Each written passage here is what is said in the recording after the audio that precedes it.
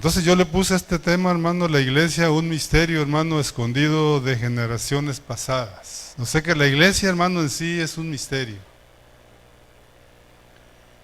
Porque muchos no hemos entendido lo que en verdad es la iglesia.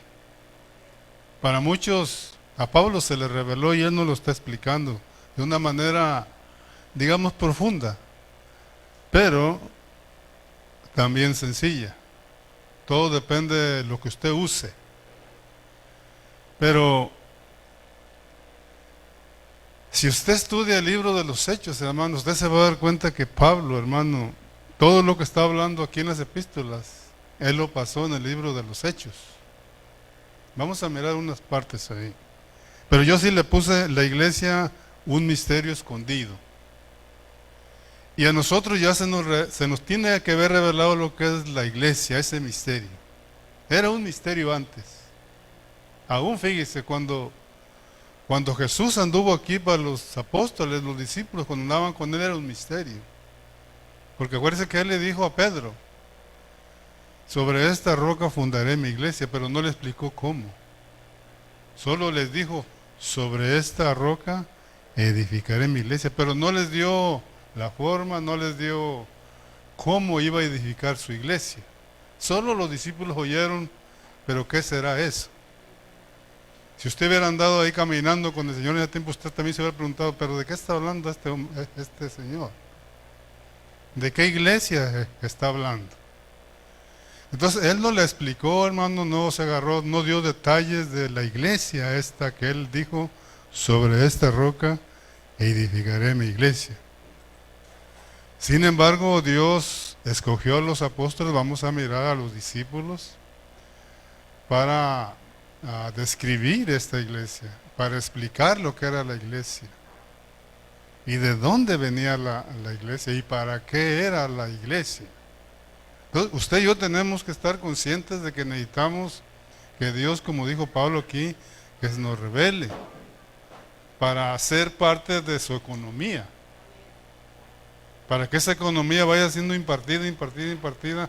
Si el apóstol Pablo, fíjese, vamos a mirar que si el apóstol Pablo, hermano, hubiera rehusado, hermano, a ser perseguido, a ser encarcelado, sabrá Dios si nos hubiera llegado a esta economía a nosotros. Pero fue por esa situación que el apóstol Pablo, porque él está escribiendo Efesios desde la cárcel. Ahí estaba él. Porque fíjese lo que dice ahí en el capítulo 3, hermano, de Efesios. Vamos a leer unos cuantos versículos ahí. Dice ahí, por esta causa, fíjese, ¿por cuál es la causa del apóstol Pablo? Por esta causa yo, Pablo, prisionero de Jesús, por vosotros los gentiles. O sea, ¿cuál era la causa del apóstol Pablo? Nosotros, o sea que revelarnos a nosotros cómo iba a trabajar esto de la iglesia. Está hablando para nosotros, por esta causa. O sea que Pablo, hermano, fue prisionero. Vamos a mirar que Pablo usa dos palabras, usa una palabra aquí en Efesios 3 y otra en Efesios 4. Aquí dice que por esta causa Pablo prisionero, él era prisionero, dice, de Cristo, pero si usted lee el 4:1 dice, yo pues preso en el Señor. No vamos a llegar ahí, hermano, porque vamos a acabar pronto para eso, pero es diferente a ser prisionero de Cristo a estar preso en Cristo. O sea que a Pablo, hermano, lo metieron preso, que fue la política y la religión.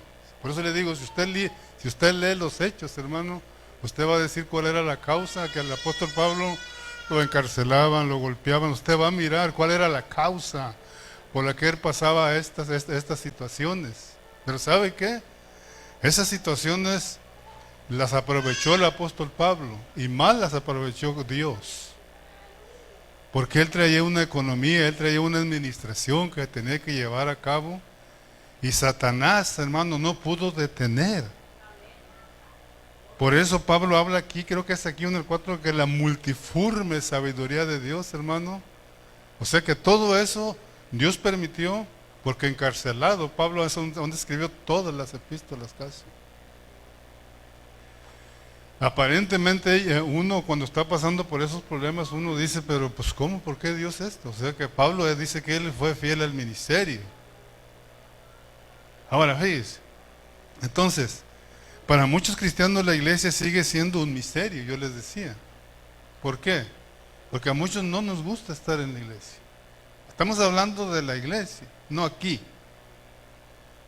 A muchos no nos gusta, no nos interesa, hermano, no nos preocupa la vida de la iglesia.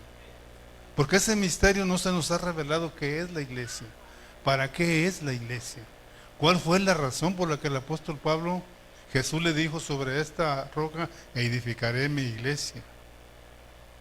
Y Dios está usando a Pablo para explicarnos detalles, aunque son detalles que nos dejan a veces medios que no podemos entender, pero usted tiene que estudiar la palabra de Dios, hermano. Porque usted es parte de la economía de Dios, pero tiene que volverse un mayordomo, un administrador de las riquezas de Cristo. Para eso está usted aquí. Dios no lo salvó nomás para que estemos aquí. Somos mayordomos, administradores de las riquezas de Cristo. Eso es lo que se usaba en el tiempo del apóstol. Por eso el apóstol Pablo está hablando aquí como una parábola, hermano, como un ejemplo de cómo estos hombres ricos, hermano, tenían esclavos, tenían mayordomos. Ellos, el amo les surtía todo lo que necesitaban, el alimento, la vestidura, y solo el mayordomo se encargaba de administrar, de impartir esas cosas, hermano, a los hijos de la familia esa. Ellos se encargaban, los mayordomos. El papá, hermano, suplía todas las riquezas, todo lo que se necesitaba para que ellos pudieran ser mayordomos y fueran ministradores de esa familia. Por eso es un ejemplo el apóstol Pablo. Entonces, usted y yo tenemos, hermano, les dije a los dos meses pasados, tenemos una responsabilidad que asumir. Esa palabra a mí se me grabó, tenemos una responsabilidad que asumir, hermano, como hijos de Dios, como parte de la economía de Dios. Usted tiene una responsabilidad que asumir. Por eso muchos de nosotros, hermanos, somos muy descuidados en lo que es el vivir la vida de iglesia, de participar como miembro del cuerpo de Cristo. Muchos somos muy descuidados, hermano. Y lo que pasa es que la economía de Dios se está deteniendo. Al no impartirnos en otras personas, en otros hermanos, la economía se está deteniendo. La administración se está deteniendo. Imagina que ese amo tenga las riquezas y se las dé al mayordomo para que dispense, hermano, ahí a sus hijos comida, ropa, y que él no lo haga, hermano. ¿De qué sirve que tenga las riquezas en las manos si no las está administrando? Nosotros tenemos esas riquezas en nuestra... Dios ya no las dio, hermano, pero ¿qué estamos haciendo con esas? ¿Las está administrando? ¿Está siendo un mayordomo fiel? ¿Está cooperando con la administración que Dios tiene? ¿Está cooperando con la economía de Dios para que vaya avanzando? Fíjese lo que el apóstol Pablo nos está revelando aquí, hermano. Y esto no se trata de conocimiento.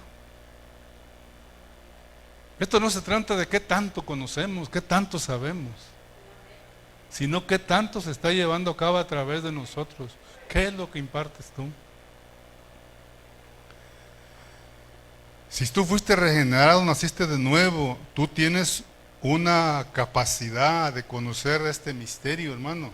Si tú fuiste regenerado, naciste de nuevo, tú tienes la capacidad de llegar a conocer este misterio de la economía de Dios. No digas que no puedes. A mí me da un coraje a veces con hermanos. Ay, hermano, es que yo no entiendo nada. Hermano, es que a mí no se me pega nada. Es que no sé hacer nada en la iglesia, hermano. Un coraje da con esos hermanos que tienen años aquí, hermano. ¿Cómo no va a poder hacer uno nada y no entender nada, hermano? Para mí es una vergüenza como cristiano. Cada quien tiene su función, hermano. Yo no sé qué tú eres, si eres oreja, pie, uña, dedo, pero tienes una función. ¿Por qué? Fíjese lo que dice este versículo 2.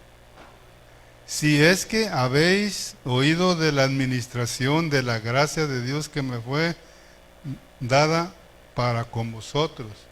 O sea, quiere, les dije la otra vez, de que yo no entiendo por qué hay hermanos que dicen que no entienden y que no pueden hacer nada.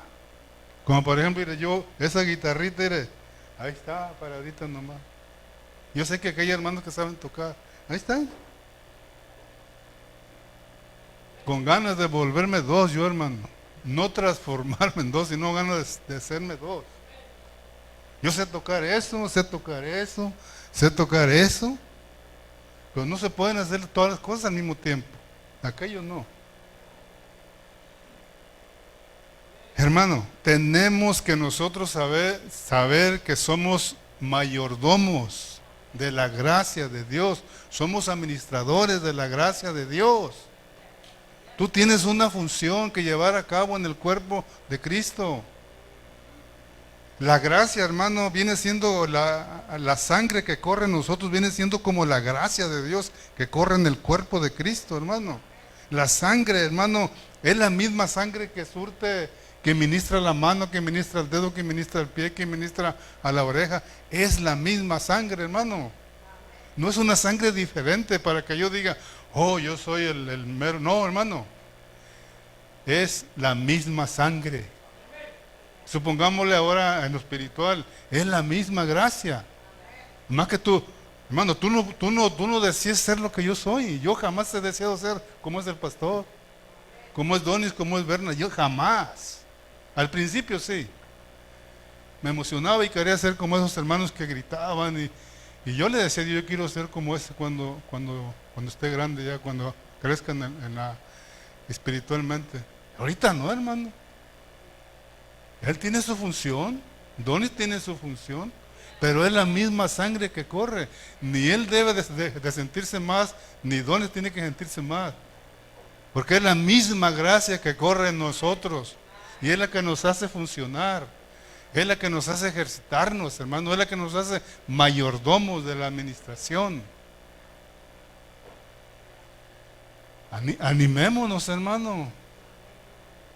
Animémonos.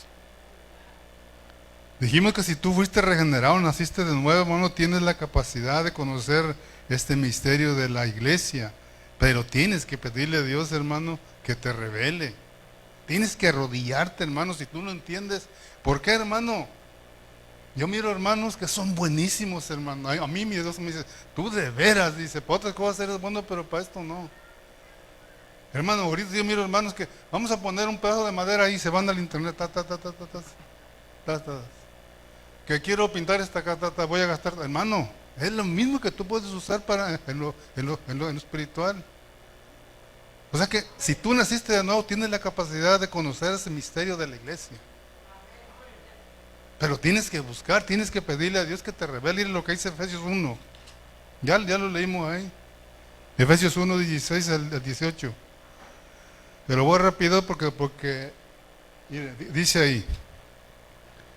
¿Dónde dijimos 16?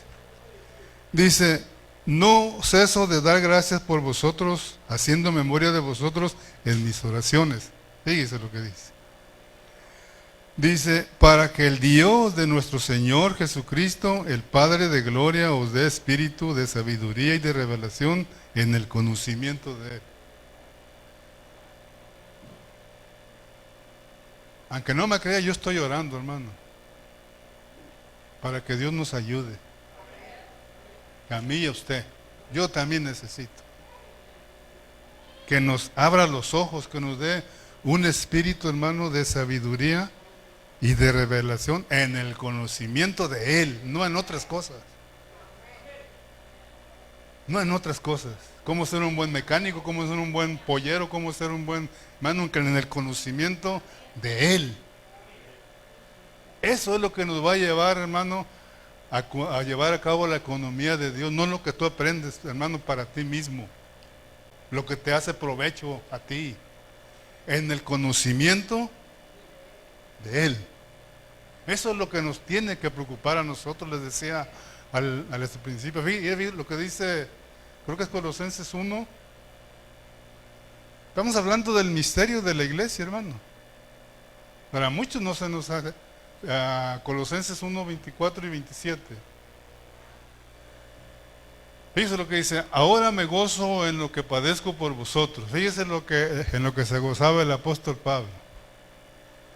Y cumplo en mi carne lo que falta de las aflicciones de Cristo por su cuerpo, que es la iglesia. Sigue adelante.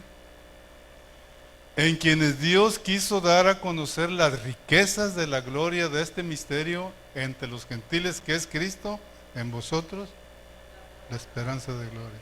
Sí. ¿Es fácil, hermano, que se te revele ese? No, hay que sufrir. Hay que desvelarte, hermano. ¿Crees que se te va a revelar, hermano, este misterio viniendo aquí y abriendo tu Biblia, si es que la abres cada 8 días? No. Tienes que quemarte las pestañas, hermano. Todos. No nomás los que predicamos aquí.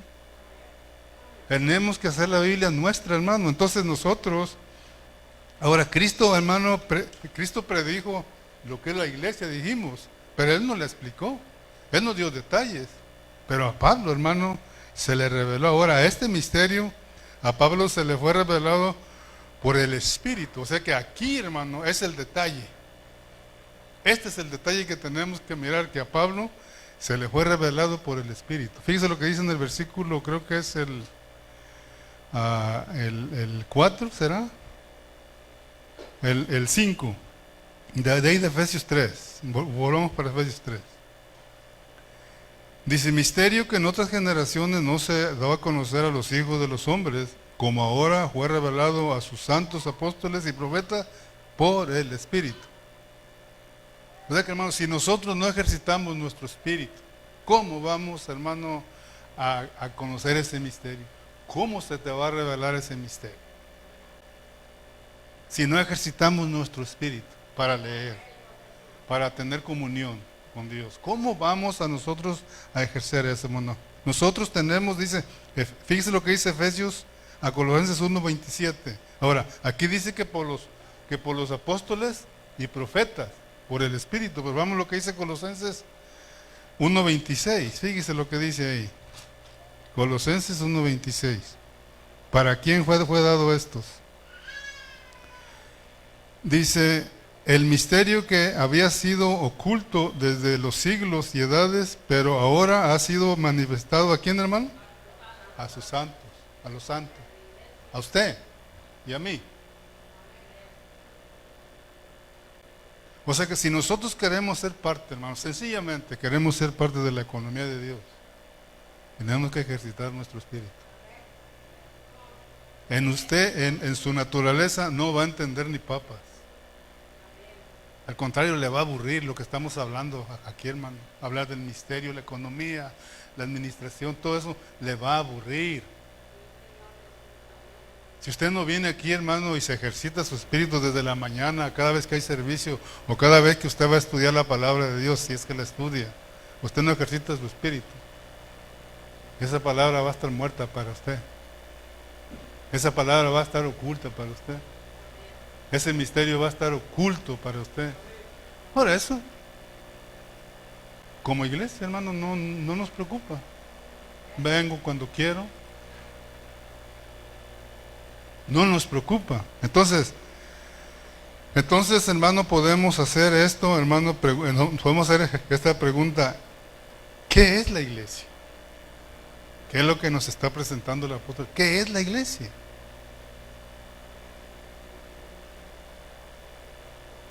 Esta pregunta se la tiene que hacer usted solito, hermano. Efesios comienza, hermano, con el capítulo 3:2, con la palabra administración, que se conoce también como mayordomía o economía. De eso nos va a estar hablando el apóstol Pablo todo este capítulo 3 y el capítulo 4. Usted va a ver en el capítulo 4 que ahí Dios dio dones a los hombres para llevar a cabo, hermano, su economía. Ahora, la mayordomía de la iglesia. Acordémonos que Pablo escribió, hermano, esta epístola, dijimos, desde la cárcel, desde la prisión. Según Pablo, él era prisionero de Cristo,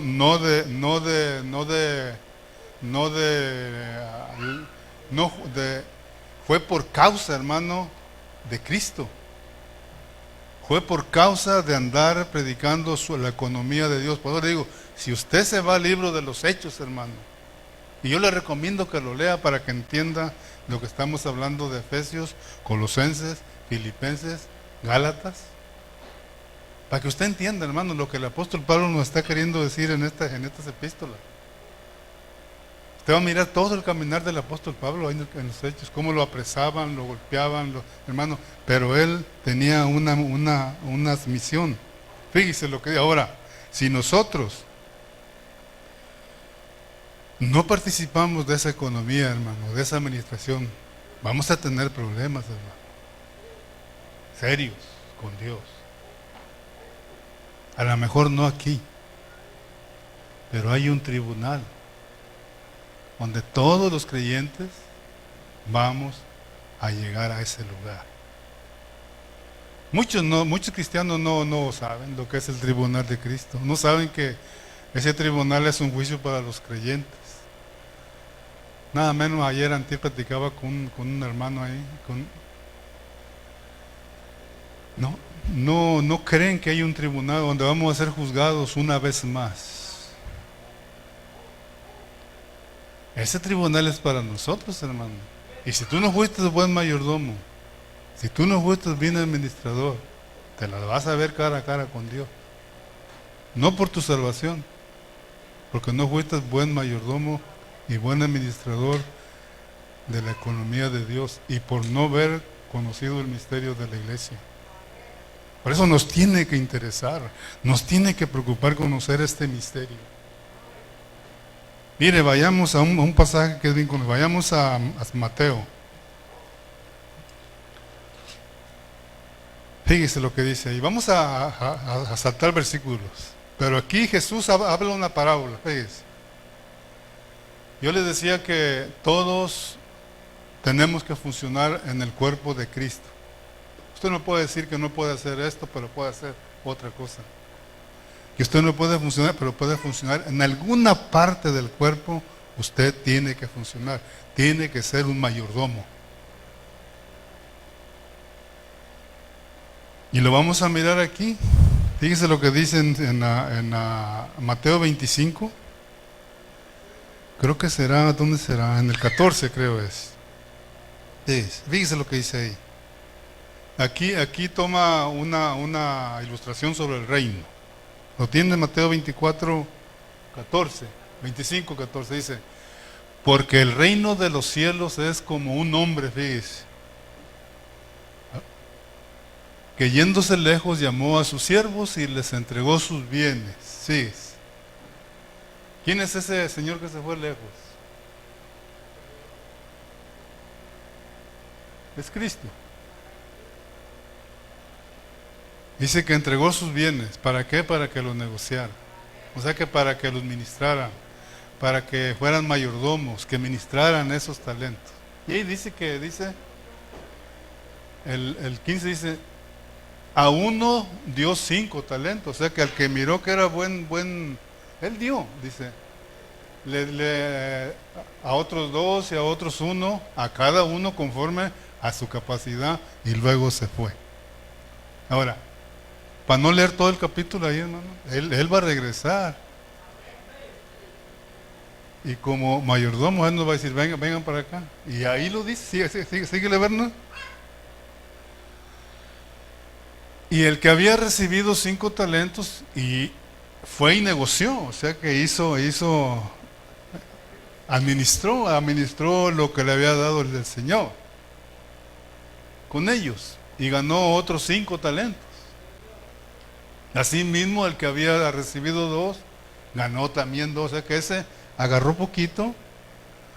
Pudo haber sido un dedo, que no va a trabajar igual que el hombro.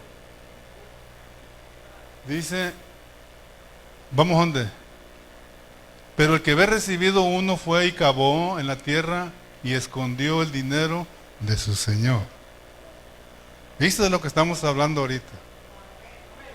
¿Sabes qué? El que había agarrado uno, dice que lo escarbó y lo escondió. Después de mucho tiempo vino el señor de aquellos siervos y arregló cuentas con ellos. Síguele. Y llegando el que había recibido 5 talentos, trajo otros 5 talentos, diciendo: Señor, 5 talentos me entregaste, aquí tienes, he ganado otros 5 talentos sobre ellos. Su señor le dijo: bien, buen siervo y fiel, sobre poco has sido fiel, sobre mucho te pondré, entra al gozo de tu Señor. ¿Dónde es el gozo del Señor? ¿Dónde va a ser el gozo del Señor? En las bodas, ahí estamos. Llegando también el que había recibido 2 talentos, dijo: Señor, 2 talentos me entregaste, y aquí tienes, he ganado 2 talentos sobre ellos. Fíjese.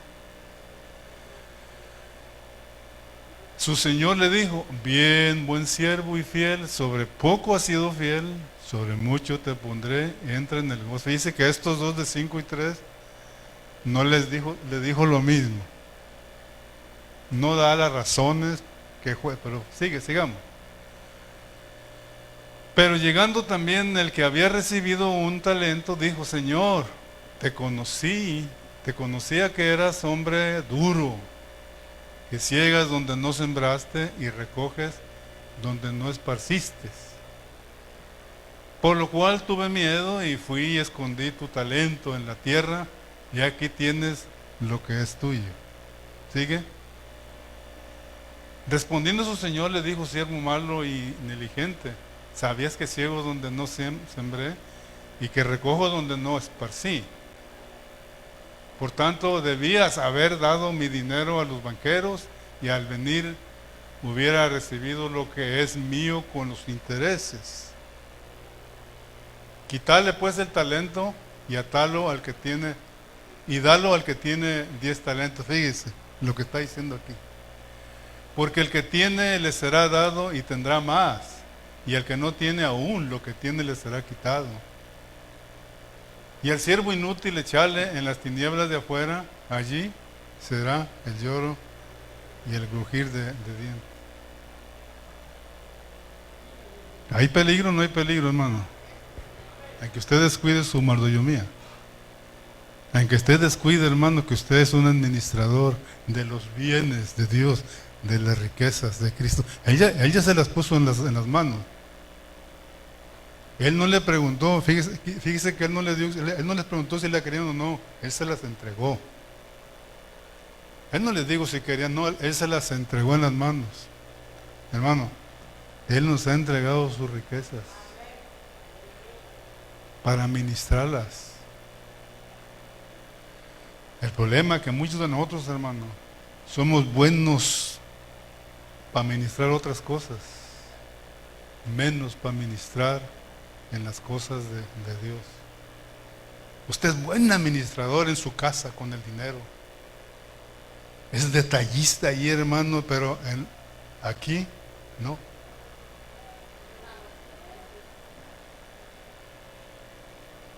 Trata de, hermano, no sobrepasarse de lo, ¿cómo se dice? De lo que no usted debe de pasarse. Y anda hasta peleando hasta con la mujer, hermano. Porque gasta más comida, porque la comida se tira, porque la ropa no se la pone. Que, hermano, pero aquí descuidamos lo más importante, hermano, y andamos preocupándonos por lo menos importante, hermano. Fíjese a lo que nos está llevando a esto. Fíjese ahora, ¿cuál es el problema de ese? Y cuando tú te vas a estudiar eso, hermano, Dios te va llevando, por ejemplo, vamos a Ageo, se llama, o Ageo, no sé cómo se llama. Ageo, fíjese. Otra ilustración de cómo el Señor nos habla. Estamos hablando, hermano, de la economía de Dios, de la administración, de que somos mayordomos del Señor, somos siervos del Señor y tenemos que llevar a cabo una economía. Si tú no estás siendo parte, hermano, de esa economía, tú estás pagando la economía, igual que el siervo ese. Él no negoció, él lo enterró. Ageo, Berna, Ageo, no lo haya en la computadora, que capítulo 1. Ageo. Porque para buscarlo aquí va a durar como 5 minutos. Ageo. ¿No lo encontró? Fíjese lo que dice ahí.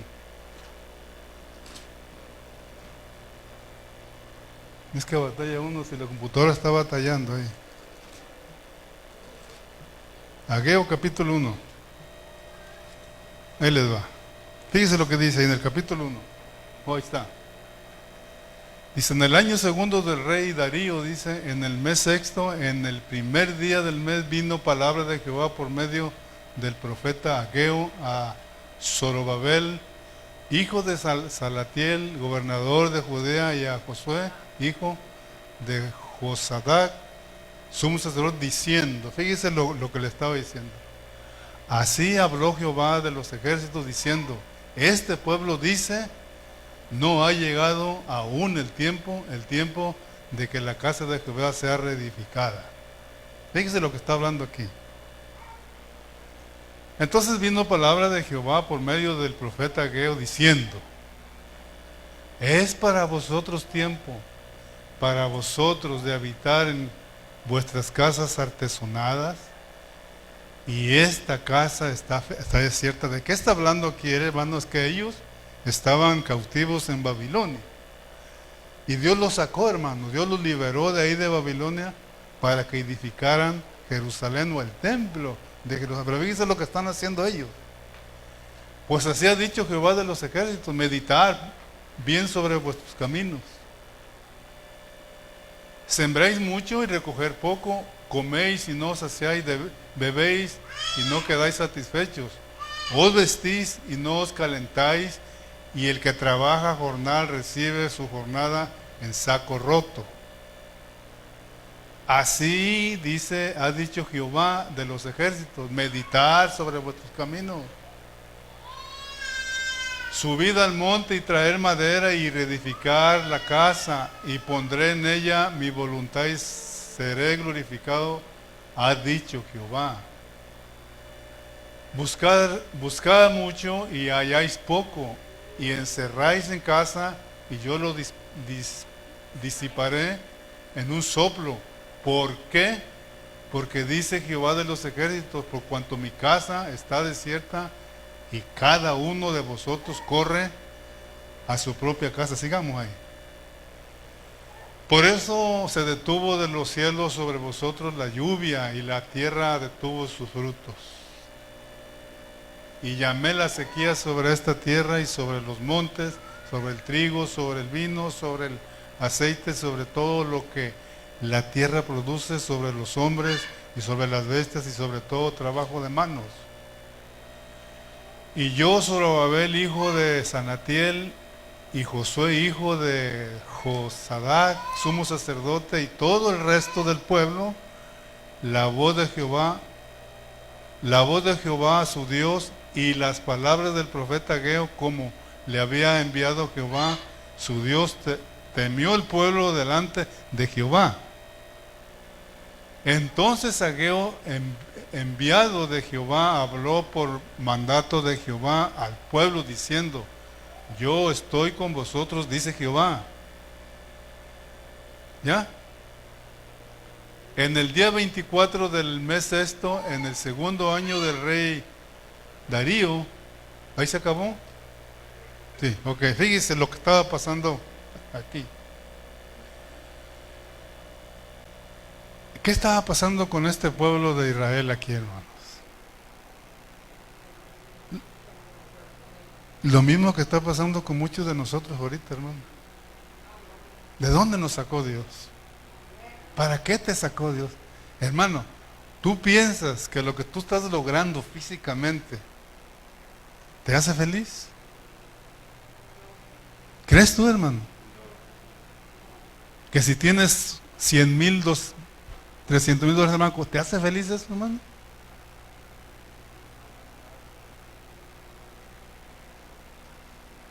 No nos hace feliz, hermano. Porque en un descuido, hermano, esos 300,000 se te van al aire.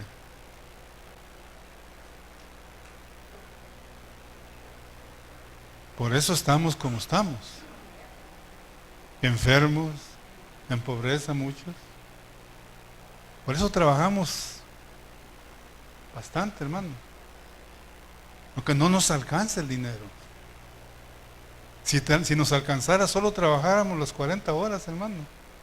Pero ¿por qué trabajas más? ¿Por qué te afanas más?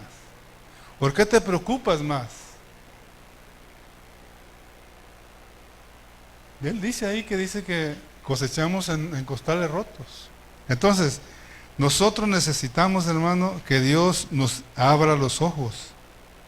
Que Dios nos ilumine para mirar, hermano, lo que es este misterio de la iglesia y poder mirar la economía de Dios y ser parte de esa economía de Dios.